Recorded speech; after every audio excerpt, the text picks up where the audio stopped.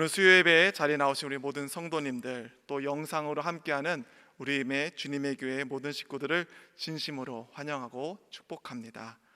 오늘 나눌 말씀의 제목은 고난을 이기게 하는 하나님의 권능, 고난을 이기게 하는 하나님의 권능이라는 제목으로 오늘 예배 가운데 하나님의 은혜만 충만하시길 간절히 소망합니다. 우리는 살아가면서 우리 주변에 일어나는 일들을 다 이해할 수도 없고 헤아릴 수도 없습니다. 좋은 일이 생기면은 나쁜 일이 생기기도 하고, 또 그러한 것이 반복되는 것이 어쩌면 우리의 삶인 것 같습니다. 사실 왜 그런 일들이 우리에게 일어나는지 정확하게 이해하는 것도 불가능하죠. 어쩌면 내가 잘못해서 그러한 일이 벌어졌는지 생각할 수도 있고, 또 때로는 상대방에 의한 것일 수도 있습니다. 아니면 제3자에 의해서 일어나거나 의도치 않게 그런 일들이 이루어지기도 합니다. 이러한 고난은 어쩌면은 사람의 힘으로는 조절할 수도 없고 해결할 수 없는 부분인 것처럼 우리 눈에 비춰집니다. 그래서 이것을 피해가려고 해도 안 되고, 고난은 그렇게 우리의 인생에 다가오기 마련입니다. 그래서 고난은 참 종류가 많습니다. 첫째로, 나로 인한 고난이 있습니다. 나의 생각과 나의 행동에 대한 결과로 그러한 고난이 드러납니다. 순간의 잘못된 판단으로 아주 오랜 기간 동안 어려움을 겪기도 합니다. 또 상대방에 의한 고난도 있고, 때로는 이유를 도저히 알 수 없는 그러한 고난도 우리 가운데 있습니다. 그러한 고난이 우리에게 언제 다가올지, 어떻게 다가올지, 어떤 고난이 다가올지는 우리는 알 수가 없습니다. 우리는 보통 이런 고난이 왜 나에게 다가왔을까 원망하고, 이 고난을 어떻게 벗어날 것인가, 이 고난을 어떻게 피할 수 있을까 늘 생각만 하기 때문에 때로는 이 고난에 대해서 우리는 수동적이고 방어적인 태도를 가지게 되는 것이 일반적입니다. 하지만 믿음 있는 자에게는 다른 점이 하나 있는데요, 바로 고난을 피하게 하는 고난과 고난을 치유하는 고난이 있다라는 사실입니다. 우리 베드로전서 2장 20절을요 우리 한번 같이 읽어보겠습니다. 죄가 있어 매를 맞고 참으면 무슨 칭찬이 있으리요, 그러나 선을 행함으로 고난을 받고 참으면 이는 하나님 앞에 아름다우니라. 아멘. 예수님도 그러셨습니다.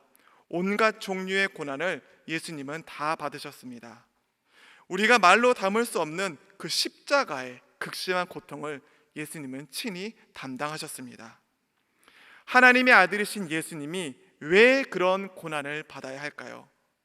아무 죄도 없으신 예수님이 그러한 십자가 고통을 왜 겪으셔야 했을까요? 사람들이 예수님께 가시관을 씌우고 침을 뱉고 조롱해도 왜 예수님은 그 십자가의 길을 가셔야만 했을까요? 바로 우리의 죄 때문인 줄로 믿습니다. 예수님은 우리의 죄 때문에 하나님의 뜻을 이루기 위해 이 땅에 오셨기 때문입니다. 그러한 예수님의 고난은 고난을 치유하고 또 이기는 고난을 우리를 통해서 보여주셨습니다. 이것이 바로 고난의 신비입니다. 오늘 본문에서도 풍랑을 만난 때 그 배 안에서 참 다양한 모습들이 보여지는데요, 고난 속에서 고난을 피하려는 사람들도 있고, 또 반면에 고난을 상대방에게 전가하려는 사람들도 보입니다. 또 하지만 바울처럼 이 고난 속에서도 빛을 발하는 사람을 우리는 오늘 성경 본문을 통해서 확인해 볼 수 있습니다. 우리가 인생을 살다 보면 고난 같은 어려움을 닥칠 때 그 사람이 어떤 사람인지 참된 모습을 볼 수 있는 것 같습니다. 고난이 닥쳤을 때 우리는 보통 그러죠. 그 사람의 참 믿음과 그 사람이 어떤 사람인지 조금은 알 수 있을 것 같다라고 생각합니다. 그래서 믿는 사람에게 고난은요, 신앙을 보여주고 또 행동을 보여주게 됩니다. 고난 속에서도, 폭풍 속에서도 하나님을 의지하는지, 자신의 형편에 더 의지하는지 고난이 오면은 확실하게 알 수 있기 때문이죠. 또 고난이 다가올 때, 우리의 형편이 어려울 때 사람을 붙잡는지 하나님을 바라보는지 금방 알 수가 있습니다. 더욱이 사람은 이 생명에 대한 위협을 참 어려워하는데요, 생명의 위협이 오면은 때로는 흔들리게 되어 있는데, 왜냐하면 쓰러지고 타협하기 쉽기 때문입니다. 하지만 오늘 본문의 바울은 생명이 위급한 상황 속에서도 흔들리지 않고 믿음을 지켰는데요. 과연 이 바울은 어떻게 이러한 생명이 위급한 상황에서도 그렇게 믿음을 지켰을까요? 오늘 본문에 바울이 상륙한 섬은 멜리데라는 곳이었습니다. 이 멜리데는 현재 몰타라고 불리는 지역인데요. 이탈리아 반도 밑에 보면 시칠리아 섬이라고 이렇게 삼각형으로 되어 있는 섬 보이시죠? 그 섬 아래에 작은 우리나라 강화도만한 섬입니다. 바울과 함께 섬에 상륙한 사람들은요, 실제로 모든 것을 잃었다고 성경에서 밝히고 있습니다. 바울이 멜리데에 상륙하자 그곳의 원주민들은 바울과 그 일행들에게 특별한 동정을 베푸고 따뜻하게 불을 피워서 바울 일행을 잘 영접합니다. 우리 오늘 본문 2절을 한번 같이 읽어보겠습니다. 비가 오고 날이 참에 원주민들이 우리에게 특별한 동정을 하여 불을 피워 우리를 다 영접하더라. 아멘. 예전 개역 한글 성경에는요, 이 원주민을 토인으로 번역이 됐었는데요. 원문 헬라어로 보면 바르바리라고 해서 헬라 사람들, 그러니까 고대 그리스 사람들이 기준으로 불렀단 말입니다. 한마디로 하면 이렇게 수준이 낮은 사람들, 야만인들이라는 바르바리라고 했는데요. 그들 입장에서 문명화되지 않다고 판단했던 다른 민족들을 다 이렇게 바르바로이라고 불렀습니다. 하지만 바울은 헬라인이나 야만인이나 다 내게 빚진 자라고 로마서에서 고백을 합니다. 그래서 하나님은 이 바울에게 이 원주민들에게도 복음을 전할 기회를 주는데요. 이 28장 이전의 내용을 보면 바울의 신분이 바로 지금은 죄수라는 것을 알 수 있습니다. 죄수인데도 불구하고 이 배에 탔던 사람들을 구했지만 그의 신분은 변하지 않고 여전히 죄수였죠. 그런데 참 이상한 일이 벌어졌습니다. 바울이 모닥불에 나뭇가지를 더 집어넣는 순간 어느 순간 독사가 나와서 바울의 손을 물어버렸습니다. 오늘 본문 4절을 한번 같이 읽어보겠습니다. 원주민들이 이 짐승이 그 손에 매달려 있음을 보고 서로 말하되 진실로 이 사람은 살인한 자로다. 바다에서는 구조를 받았으나 공의가 그를 살리지 못하게 함이로다 하더니. 아멘. 그 사건을 본 원주민들은 그것은 살인 때문에 일어난 일이라고 심판하기 이르릅니다. 이 사람들은 바다의 풍랑에서는 기적적으로 살아났지만 땅에 올라와서 이 섬에 상륙해서 독사에 물린 것을 보니까 이 바울이라는 사람은 분명히 죽을 죄를 지은 것이 아닌가라고 판단을 합니다. 이 원주민들은 오늘 성경에서 볼 때 아마 사람이 살인을 하거나 죽을 죄를 지으면 독사가 와서 물었다라고 생각하는 것 같아요. 어떻게 보면 이 원주민들의 생각은요, 인과응보적인 사고가 그 바탕에 깔려 있습니다. 바울이 예전에 이랬으니까, 과거에 나쁜 짓을 했으니까, 살인에 포함한 죄를 지었기 때문에, 공의롭지 못한 행동을 했기 때문에 이렇게 되었다라고 이 원주민들은 판단을 한 것이죠. 하지만 바울의 반응은 어땠습니까? 우리 한번 5절을 한번 같이 읽어보겠습니다. 바울이 그 짐승을 불에 떨어버리매 조금도 상함이 없더라. 바울은 전혀 해를 입지 않았죠. 쓰러지거나 죽기는커녕 그 물린 곳이 부어 올리는 것도 보면서 멜리데 원주민들은 정말 얼마나 놀랐을까요? 아마 그 놀라는 걸 넘어서 깜짝 놀라고 아마 경이롭기까지 했습니다. 멜리데 사람들의 사고를 뛰어넘고 그들의 이성을 한 번에 뒤엎는 그러한 사건이 그들 눈앞에서 벌어졌다는 뜻입니다. 원주민들은 또 다른 결론을 이르게 되는데요, 바울이 이제 더 이상 사람이 아니라 이 사람은 신이다 라고 판단을 해버립니다. 바울은 살인자와 신이라는 극단적인 평가 속에서 완전히 새로운 신분을 얻게 됩니다. 한순간에 죄수이자 살인자에서 그들 가운데 자칭 신이 되어버리신 것입니다. 완전히 인생이 역전되고 상대방 평가에 따라서 바울의 인생은 완전히 전복돼 버렸죠. 하나님의 사건과 보호하심으로 그들의 고정관념과 생각이 완전히 뒤집어진 사건이 벌어졌습니다. 우리도 살아가면서 이렇게 이 원주민들과 같은 정말로 오류들을 많이 범하면서 사는 것 같아요. 우리의 고정관념으로 모든 것을 평가하다 보면은 같은 일을 보고도 서로 다르게 판단하는 일이 우리 가운데 얼마나 많은지 모릅니다. 사실 우리는 생각하면 생각할수록 우리가 아는 게 하나도 없는 것 같아요. 성경에서도 보듯이 우리가 머리털 색깔 하나도 바꿀 수 없습니다. 그래서 우리는 바로 주님 가운데 더 겸손해야 하는데, 우리 사람은 저런 죄성이 있어서 이 고정관념이라는 걸 참 탈피하기 어려운 것 같습니다. 또 지역 사람들은 어떻다, 저런 외모의 사람은 어떻다, 또 이런 것들이 우리의 생각과 판단을 얼마나 많이 흐리게 하는지 모릅니다. 사실 바울은 살인자도 아니었고 신도 아니었고 바로 하나님과 보호하심과 인도하심을 받았던 사람입니다.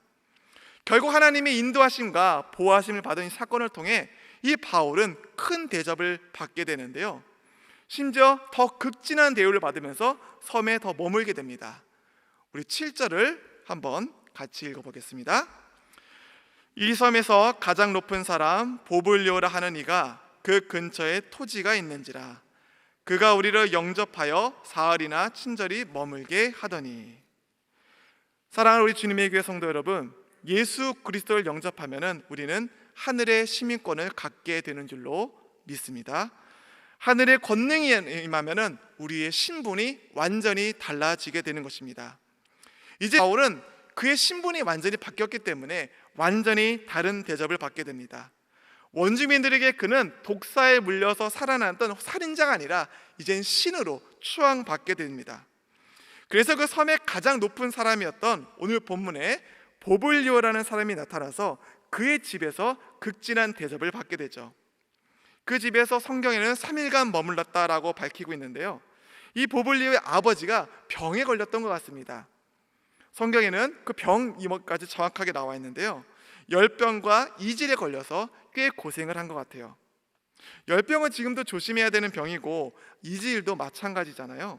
이질에 걸리게 되면 이 증상이 설사를 하고 구토를 한 다음에 기력이 사라져서 그대로 누워서 아무것도 할 수가 없게 되는 병입니다.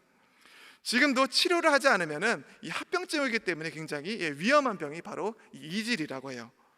아마도 바울 당시에는요, 의학이 별로 발전하지 않기 때문에 아마도 치료가 어려운 병이 아니었을까 한번 추측을 해봤습니다.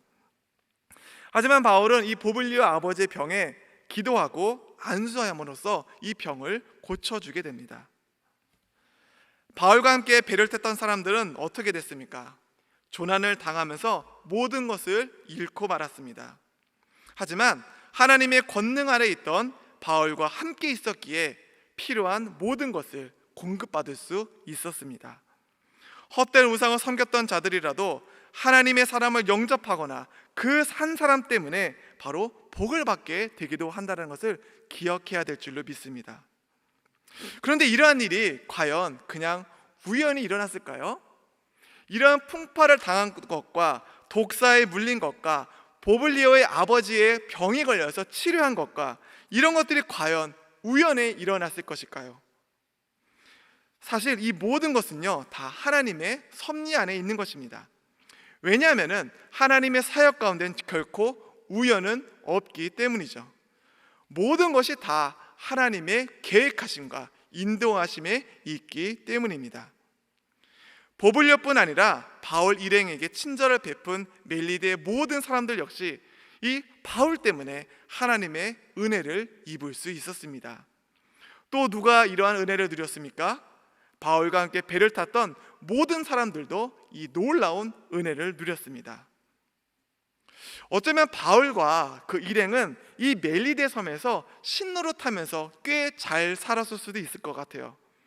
이미 이 사람들은 신이기 때문에 극진한 대접을 받았고 또 이곳에서 남은 여생을 어떻게 보면 편히 살 수 있을지 않았을까요? 이제 고생은 끝났고 행복 시작이고 누구나 소위 말했던 인생의 로또가 이 섬에서 터졌기 때문입니다. 이 땅 가운데 바랄 수 있는 모든 것을 누릴 수 있는 절호의 기회가 이 바울과 일행에게 왔다는 것이죠.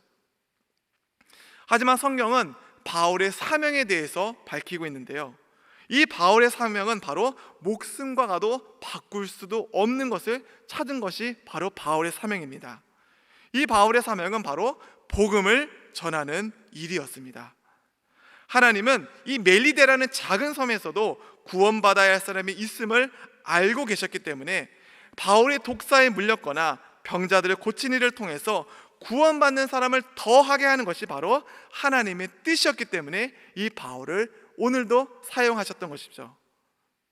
오늘 본문 9절과 10절을 한번 같이 읽어보겠습니다.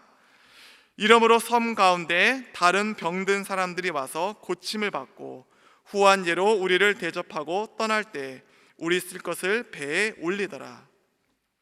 바울과 일행은 멜리데 섬에서 이후에 3개월간 머물렀다라고 기록하고 있습니다. 이 짧은 기간이 아니었기 때문에 이 섬 사람들에게 하나님의 말씀을 전하고 또 그곳에서 병을 고치는 사역을 이 바울을 하게 되는데요. 요즘 말하면 이 바울을 이 교회에 잘 모셔다가 아마 말씀을 듣는 사경회 같은 거를 이 멜리데 섬에서 하지 않았을까 생각합니다. 하나님의 뜻은요 이렇게 이루어지기도 하는데요, 사람들이 볼 때는 전혀 이것이 하나님의 뜻이 아닌데 하나님이 볼 때는 이게 바로 하나님의 뜻이다라는 사건이 벌어진다는 것이죠. 사도행전 28장 24절을요 한번 같이 읽어보겠습니다. 그 말을 믿는 사람도 있고 믿지 아니하는 사람들도 있어. 우리는 바울처럼 능력이 출중하고 충만하고 신령한 사람이 말하면 다 하나님을 영접하고 믿을 것이라고 우리가 생각을 하지만 실제로 그러면은 얼마나 좋겠습니까? 그런데 실제로는 그렇게 잘 되지 않는다는 겁니다. 성경에 오늘 나온 것처럼 믿는 사람도 있고 믿지 않는 사람들도 있습니다. 예수님께서 이 땅에 오셔서 직접 말씀을 전하셨는데 불구하고 믿는 사람이 있고 믿지 않는 사람이 있었습니다. 하물며 우리겠습니까? 우리가 말하면 다 믿으면 좋겠지만 실제 그렇게 잘 되지 않죠. 사랑하는 성도 여러분, 우리가 직접 당한 게 아니고 정말 아주 오래전에 바울이 당한 일이기 때문에 우리가 그냥 이렇게 자리에 편히 앉아서 말씀을 보고 있는데요, 아마 내가 바울과 같은 입장이었으면 정말 어떻겠습니까? 정말 생각만 해도 두렵고 떨리는 일입니다. 그런데 하나님의 일을 하는 바울인데, 하나님의 선교를 하는 이 바울인데, 땅끝까지 복음을 전하는 이 바울인데 왜 바울에게 이러한 일이 벌어지는 걸까요? 하나님의 복음을 전하고 하나님의 뜻대로 살고자 하는 바울에게 왜 이러한 일이 벌어지는 것일까요? 결론부터 말씀드리면은 하나님의 뜻이라고 할지라도 이런 일은 일어납니다. 바울은요 로마로 가야 하는 것이 바울의 목적이었습니다. 우리가 신앙생활을 생각하면서 참 오해하는 경우가 많이 있죠. 하나님의 뜻이면 정말 만사형통하다 이렇게 생각할 때가 있습니다. 근데 사도행전을 보면은 하나님의 뜻인데, 분명히 하나님의 뜻인데 이게 참 제대로 되지 않는 경우를 우리가 많이 봅니다. 이 사도행전 28장은 사도행전의 마지막 절인데요, 이 복음을 전하는 일이 얼마나 어렵고 때로는 안 되고 때로는 오해를 받고 또 때로는 굉장히 어려운 일이 벌어진다는 것을요 우리가 알 수 있습니다. 하나님의 뜻이라도요 위험이 있고요, 하나님의 뜻이라도 환난이 있고요, 하나님의 뜻이라도 역경이 있고요, 하나님의 뜻이라도 반대가 있고, 하나님의 뜻이라도 핍박이 있고, 하나님의 뜻이라도 절망이 그 가운데 있다라는 겁니다. 우리가 언뜻 생각하기에 하나님의 뜻이기 때문에 좀 잘 되었으면 좋겠는데 우리가 말씀을 보면 어떻습니까? 그렇지 않는 경우가 참 많이 있다는 거예요. 오히려 하나님의 뜻이기 때문에 세상이 더 반대하는 경우를 우리가 많이 보지 않습니까? 진리가 선포되기 때문에 하나님의 말씀이 충만한 것은 반드시 반대와 분쟁이 일어나는 것을 우리가 말씀을 통해서 알 수가 있습니까? 왜 그렇습니까? 바로 하나님의 말씀이기 때문이에요. 교회가 주님의 피로 산 바로 진리의 기둥의 터이기 때문에 바로 그러한 분쟁이 일어나고 때로는 다툼이 일어나기도 한다는 것입니다. 무슨 일을 하다가 하나님의 뜻이 확실하다고 판단하고 믿음을 하는데 반대로 하면 하나님의 뜻이 아닌가 보다라고 우리가 생각할 때가 있죠. 하지만 반대로 마귀가 이렇게 반대하는 것을 보니까 확실히 하나님의 뜻인가 보다, 이렇게 해야 우리가 어려움을 겪을 수 있는 것 같아요. 반대 조금 일어난다고 해서 피하고 도망가고 낙심하고 좌절하고 이래가지고는 정말 믿는 자녀로서 때로는 아무 일도 할 수가 없는 것 같습니다. 그래서 믿음이라는 것은 편안할 때, 형통할 때는 참 믿음이 있는지 어려운 것 같아요. 그런데 이 어려울 때 바로 믿음이 드러나고 우리 가운데 하나님의 권능이 드러나게 됩니다. 조금 방해가 있다고 해서 너무 쉽게 포기하지 말고 오히려 그때가 더욱 은혜를 받을 만한 때라는 것을 기억하시기를 바랍니다. 우리 인생도 참 마찬가지입니다. 우리 성도님도 그렇고 저도 그렇고 인생의 순풍기 불 때는 얼마나 감사합니까? 이것이 하나님의 뜻이구나. 내가 결정하면은 하나님이 다 도와주시는구나. 내가 인생을 기획하고 하나님이 함께 하시니 얼마나 인생이 아름다운가. 그런데 어떻습니까? 인생의 순풍이 계속 그렇게 불던가요? 인생의 순풍이 언제나 우리가 주님을 만날 때까지 그렇게 붑니까? 얼마 안 돼서 인생의 순풍은 지나가고 또 때로는 광풍이 불고 또 나아가 역풍이 불어서 어려움을 겪는 일이 얼마나 많이 있습니까? 금방 될 것 같은데, 정말 조금만 도움을 주면 될 것 같은데 그 마음대로 안 되는 것이 바로 우리의 인생살이 아닙니까? 내 삶의 주인이 나인 것 같은데, 내가 결정하면 모든 것이 순탄하게 될 것 같은데 그게 제대로 됩니까? 하지만 우리의 인생을 풍랑을 잔잔케 하시는 분이 계신데 그분은 바로 예수 그리스도인 줄로 믿습니다. 우리 가운데 인생의 풍랑을 잔잔케 하는 것은 바로 누구 안에 있으면 됩니까? 예수 그리스도 안에 있으면 우리의 인생은 잔잔케 되는 줄로 믿습니다. 천하의 바울도 이러한 풍랑을 두려워했습니다. 바울도 사람인데 그러한 목숨이 위태로운 상황을 겪었습니다. 그럴 때마다 하나님은 두려워하지 말라고 하나님께서 이 바울을 위로하시는 것을 우리가 기억하지 않습니까? 이러한 하나님의 권능과 말씀은 어제도 오늘도 동일한 줄로 믿습니다. 이 말씀 그대로 되고 하나님의 말씀은 1.1획 없이 그대로 이루어지는 것입니다. 그 말씀으로 세상이 창조되었고요, 그 말씀으로 우리의 죄가 사여지고 그 말씀 앞에 우리가 죄인임에도 당당하게 나아가는 것입니다. 하나님의 사람들도 정말 믿음으로 잘 견디는 것 같지만 그 나름대로 형편이 다 있죠. 우리가 세상 사람들과 다른 것이 무엇입니까? 처한 환경입니까? 상황입니까? 우리가 겉으로 보기에는요 모두 다 같아 보여요. 그러나 세상 사람과 다른 것은 바로 우리가 어디 안에 있냐면 바로 하나님 말씀 가운데 거한다는 사실입니다. 그 하나님 말씀 가운데 거한다는 사실 때문에 우리가 환경도 이겨낼 수 있고요, 그 형편을 분명하게 이겨낼 수 있는 것입니다. 우리가 살아가는 이 세상은 하나님의 말씀으로 이루어졌고 때로는 우리가 말씀보다 세상을 의지할 때가 있지만 폭풍 중에라도 하나님의 음성을 놓치지 말아야 합니다. 우리에게 폭풍이 위험합니까? 말씀을 듣지 않는 위험이 더 큰 줄로 믿습니다. 100여 년 전에 이 땅에 나라 잃은 슬픔을 안고 많은 사람들이 해외로 떠났는데요, 어떠한 사람들은 압록강 이부의 간도 지역으로 떠났고 또 어떠한 사람들은 이 바울이 멜리데 섬에 간 것처럼 하와이라는 정말 먼 곳으로 떠났습니다. 기록에 의하면 1910년대에 하와이로 이주한 조선인 남성의 숫자가 기록되어 있는데요, 무려 5,000명 정도가 바로 하와이로 떠난 것 같아요. 그런데 문제는 이 하와이에 어떤 법이 있었냐면은 인종차별법이 있어서 이 미국인들과 결혼을 할 수가 없었다고 합니다.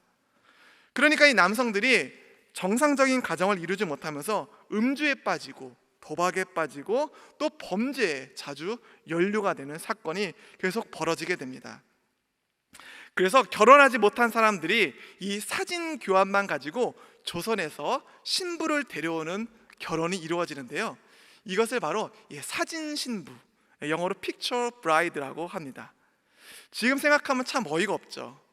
무려 1,056명이나 되는 17세에서 24세의 어린 신부들이 바로 남편이라고 하는 사람의 사진 하나만 들고 하와이로 가기로 결정합니다. 지금 여기 보면 정신여중, 정신요고 아니면 대학생 정도 여학생들이 아무것도 모르고 하와이로 간 거죠. 그런데 하와이에 도착해서 이제 문제가 생기는데요, 요즘도 그렇잖아요. 이렇게 사진을 보고 야 이거 너 아닌 것 같다, 너 무슨 어플 썼냐 이러면서 서로 신기하듯이 쳐다보죠.